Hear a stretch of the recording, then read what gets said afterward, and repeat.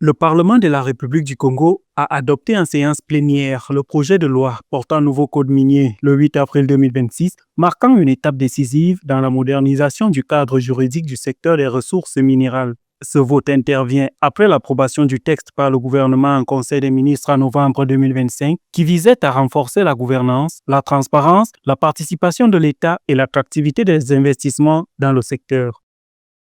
Le code minier actuel, conçu essentiellement pour attirer les investisseurs au moyen d'une souplesse perceptible, notamment à travers le régime fiscal et douanier très avantageux au profit des opérateurs miniers, a montré ses insuffisances. Pour pallier celles-ci, il est donc nécessaire de réformer en profondeur ce code afin de l'adapter aux évolutions du secteur minier constatées sur le plan national, sous-régional, régional et international. La réforme prévoit des innovations destinées à renforcer l'attractivité et la régulation du secteur, telles que l'ouverture obligatoire de 10% du capital des sociétés minières aux acteurs locaux, la création d'un cadastre minier modernisé et l'intégration de fonds séquestres pour le développement de projets. Une meilleure gestion des titres miniers vise à attirer des investissements tout en augmentant les retombées fiscales et sociales pour l'État.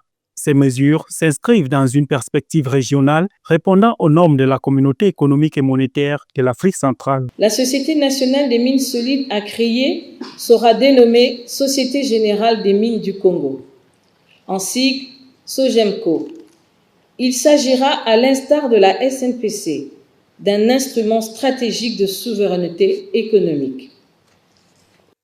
En renforçant la transparence, la prévisibilité fiscale et l'intégration du contenu local, la réforme vise à sécuriser et attirer de nouveaux investissements tout en assurant une répartition plus équitable des bénéfices avec les communautés locales.